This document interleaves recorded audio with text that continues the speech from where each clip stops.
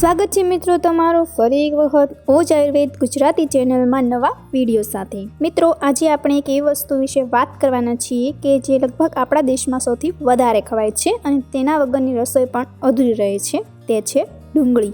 આયુર્વેદમાં ડુંગળીને પલોડું કહેવાય છે, હિન્દી ભાષામાં તેને પ્યાસ કહેવાય છે અને કેટલાક લોકો તેને કાંદો પણ કહે છે અને અંગ્રેજીમાં ઓનિયન કહેવાય છે। મિત્રો આપણે કોઈ પણ રસોઈ ખાઈએ તો તેમાં ડુંગળી જરૂરથી ઉમેરવામાં આવે છે। રસોઈમાં ડુંગળીનો ઉપયોગ મોટા ભાગે વઘાર કરવા માટે થાય છે। તો મિત્રો આજે આપણે જોઈશું કે ડુંગળીમાં કયા કયા આયુર્વેદિક ગુણો રહેલા છે, ડુંગળી ખાવાના ફાયદા શું છે અને ડુંગળીનો અલગ અલગ બીમારીમાં કઈ રીતે ઉપયોગ કરી શકાય। તો સૌપ્રથમ મિત્રો આપણે જોઈ લઈએ કે ડુંગળીના આયુર્વેદિક ગુણો કયા કયા છે। ડુંગળીની ગંધ તીક્ષ્ણ હોય છે, તે પાચનમાં ભારે છે, તેની ગંધ વધારે આવે છે અને સ્નિગ્ધ છે। આયુર્વેદમાં બે પ્રકારની ડુંગળીનો ઉલ્લેખ છે, એક છે લાલ રંગની ડુંગળી અને બીજી છે સફેદ રંગની ડુંગળી। આયુર્વેદમાં ડુંગળીના ગુણો અલગ અલગ સંહિતાઓમાં અલગ અલગ કહ્યા છે। તે બધા જ ગુણોના વર્ણન રૂપે કહી શકાય કે તે મધુર રસની છે, તે ઉષ્ણવીર્ય છે એટલે કે તેની પ્રકૃતિ ગરમ છે।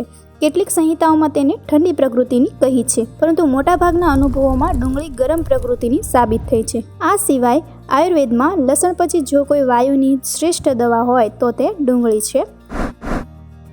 તો ડુંગળી ખાવાના ફાયદા શું છે તે આપણે જોઈએ મિત્રો। આયુર્વેદ પ્રમાણે ડુંગળીને વાયુ શામક કહી છે, તેથી તે શરીરમાં વાયુ ઘટાડે છે। ડુંગળી રજસ અને તમસ ગુણોને વધારે છે, તેથી તે મગજ માટે અમેધ્ય છે એટલે કે સારી નથી। તમે ઘણા લોકોને મિત્રો જોયા હશે કે જે ડુંગળી અને લસણ ખાતા નથી, તેનું મુખ્ય કારણ જ એ છે કે તે વધુ રાજસિક અને તામસિક મનાય છે। ડુંગળી મોટાભાગે દુખાવામાં સારું કામ કરે છે। જે લોકોને શરીરમાં દુખાવો થાય છે, જે લોકોને સાયટિકા જેવી બીમારી છે, તેવા લોકોએ ભોજનમાં ડુંગળીનો ઉપયોગ સૌથી વધારે કરવો જોઈએ। જે લોકોને સંધિવાની સમસ્યા છે અથવા 45 વર્ષની ઉંમર પછી જે લોકોને દુખાવાની તકલીફો રહે છે, એવા લોકોએ ભોજનમાં ડુંગળીનો પ્રયોગ વિશેષ કરવો જોઈએ।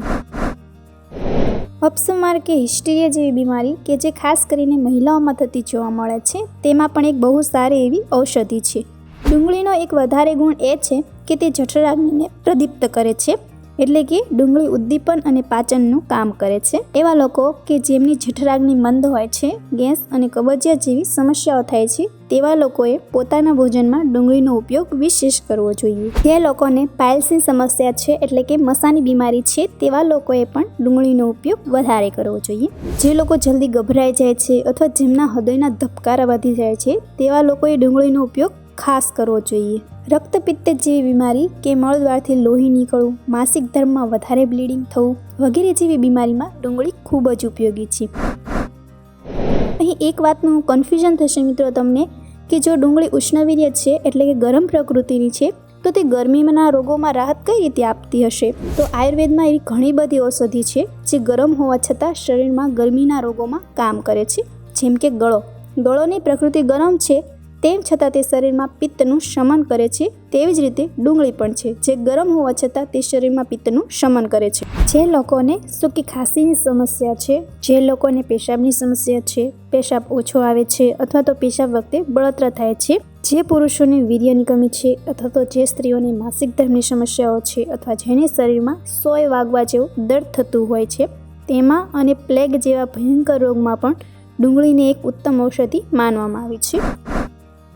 આયુર્વેદમાં ડુંગળીને દર્દ શામક કહે છે, તેથી ઘાવ પર ડુંગળીની સરસવના તેલમાં લેપ બનાવીને લગાવવાથી દુખાવામાં રાહત થાય છે। કાનના દુખાવામાં ડુંગળીનો રસ ગરમ કરીને નાખવાથી કાનનો દુખાવો મટે છે। આંખોની બીમારીમાં ડુંગળીના રસને મધ સાથે ભેળવીને લગાવવાથી ફાયદો થાય છે। ડુંગળી ખાવાથી આપણા શરીરમાં મુખ્યત્વે મજ્જાધાતુ પર અસર પડે છે, જે મજ્જાધાતુ આપણા શરીરમાં મગજ અને આંખ સાથે જોડાયેલી છે અને બીજા નંબરે તે લોહી પર પોતાની અસર દર્શાવે છે। ડુંગળી બળવર્ધક છે એટલે કે તે શરીરને તાકાત આપે છે। તો મિત્રો રોજિંદા જીવનમાં વપરાતી ડુંગળીના આટલા બધા ઔષધીય ગુણો વિશે તમને ખબર હતી? તો મિત્રો જો અમારો આ વિડીયો તમને પસંદ આવ્યો હોય તો અંતમાં લાઇક, શેર અને તમને જો કોઈ વિડીયો વિશે પ્રશ્ન હોય તો અમને કોમેન્ટ બોક્સમાં નીચે લખી આપવાનું ભૂલશો નહીં અને અમારી ચેનલ ઓજ આયુર્વેદ ગુજરાતીને સબસ્ક્રાઈબ કરવાનું ભૂલશો નહીં।